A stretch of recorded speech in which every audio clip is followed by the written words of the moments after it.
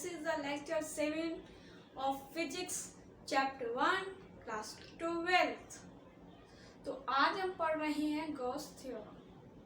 तो Gauss theorem क्या होता है? गॉस थ्योरम हमें टोटल फ्लक्स इनक्लोज्ड सरफेस के साथ हमें रिलेशनशिप बताता है। आइए जानते हैं गॉस थ्योरम क्या होती है। तो अगर आपने हमारे चैनल को सब्सक्राइब नहीं किया है तो चैनल को सब्सक्राइब कीजिए और वीडियो को लाइक कीजिए और शेयर कीजिए।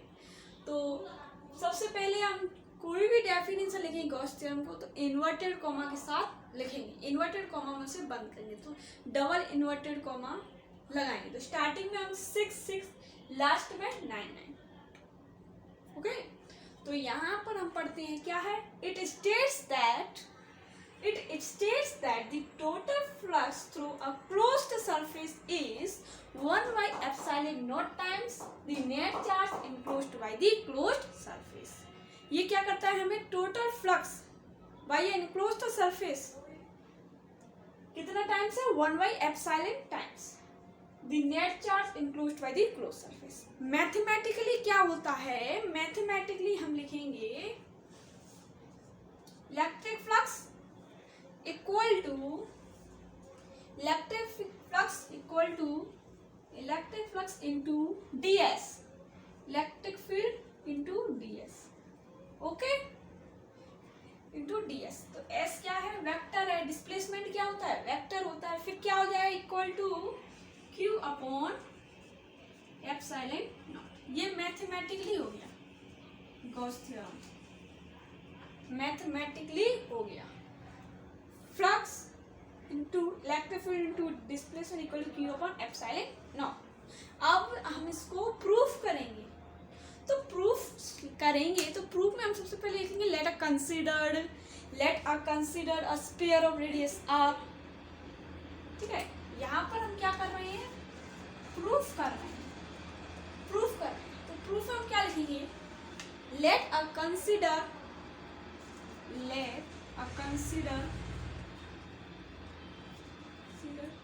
sphere of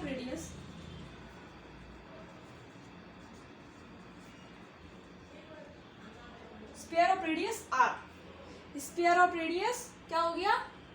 sphere of radius r is obtained by radius r and charge क्या हो जाएगा? q and charge q is at a center। ठीक है, ये हमने लिख दिया लेट अ कंसीडर। फिर हम लिखेंगे प्रूफ तो हमने लिया है। ठीक है, the flux through on element क्या हो जाएगा? ds। क्या हो जाएगा? The flux through on area of element ds या डेल्टा एस भी लिख सकते हैं।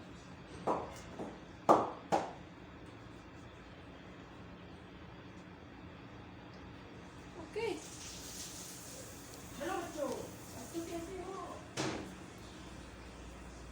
ds डेल्टा एस भी लिख सकते हैं। तो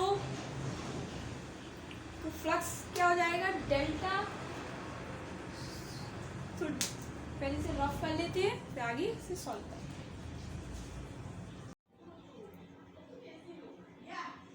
अब हम लिखेंगे delta electric flux equal to E into ds equal to q by 4 pi epsilon not r square, r का स्क्वायर। तो r unit vector into delta s okay. As the area यहाँ लिखेंगे हम एज द एरिया एलिमेंट या area of element ds। Area of element क्या है? ds and r have the same direction and r have the same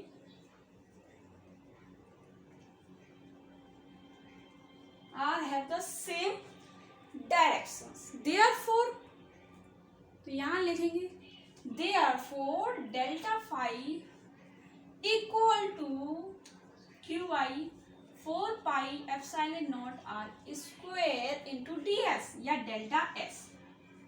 okay, फिर क्या लिखेंगे? तो हमारा जो थीटा है, यहाँ पर थीटा 0 एंगल है, 0 डिग्री है, एंड कॉस 0 क्या होता है? 1 होता है। ओके, तो the total flux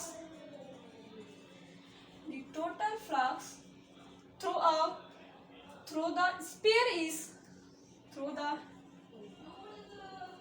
sphere is obtained by adding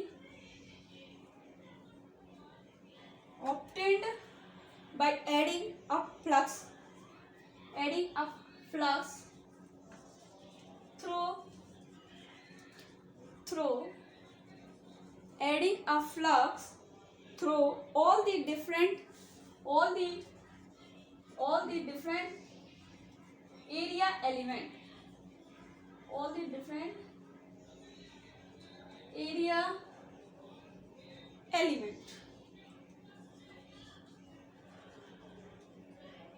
okay, all the different area। Total flux through the surface क्या हो जाएगा? Total flux through the surface, तो यहाँ लिखेंगे total flux through the surface. Total flux through the surface क्या हो जाएगा? तो इसे एक बार अंडरस्टैंड कर लेते हैं, जो हमने लिखा है उसे एक बार रिवाइज कर लेते हैं, जिससे आपको अच्छे से समझ में आ जाएगा। तो यहाँ देखिए delta electric flux equal to E into D S equal to Q Y 4 pi epsilon not R square into R unit vector into delta S. As the area of element D S, यदि किसी element का area D है और are direction है, तो delta flux equal to Q Y 4 pi epsilon not R square equal to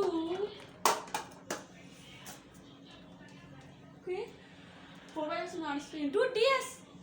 theta 0 है तो cos 0 की वैल्यू 1 हो जाती है। Okay, the total flux through the sphere is obtained by adding a flux through the different area of elements, the total flux through the surface। ठीक है, इससे rough करने के बाद उसका आगे की प्रोसेसिंग करते हैं। चलिए, अब हमारा थोड़ा सा बचा, बस प्रूफ होने ही वाला है।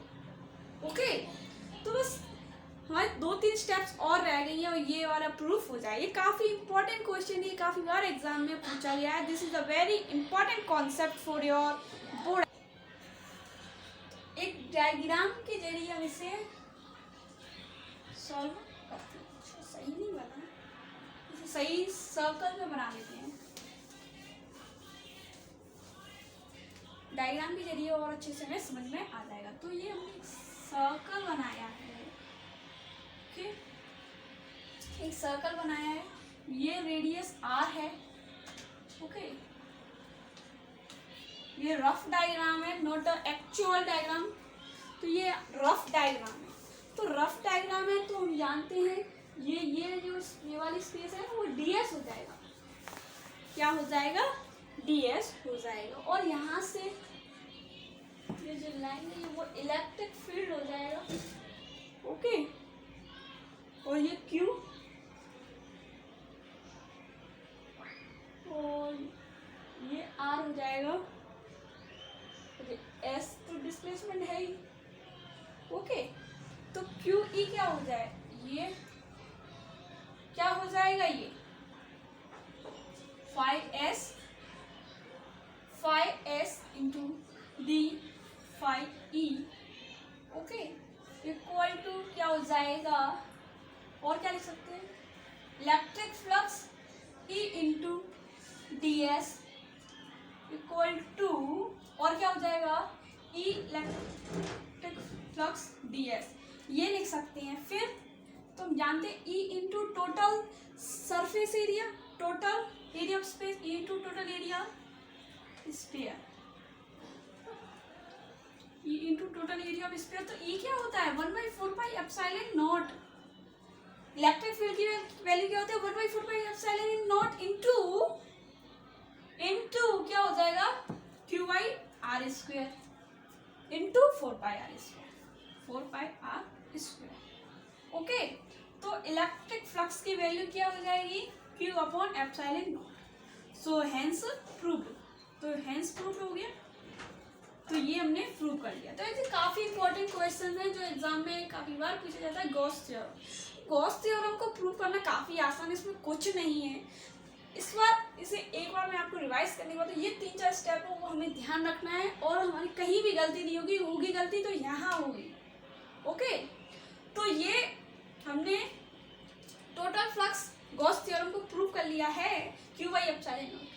ओके, तो गॉस थ्योरम क्या बताता है हमें टोटल फ्लक्स और क्लोज्ड सरफेस एरिया के रिलेशनशिप बताता है।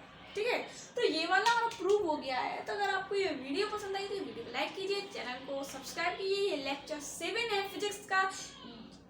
इस वीडियो में केवल हमने एक ही टॉपिक लिया है, गॉस थ्योरम, काफी इंपॉर्टेंट है। 10th लेक्चर में ये चैप्टर हमारा कंप्लीट हो जाएगा।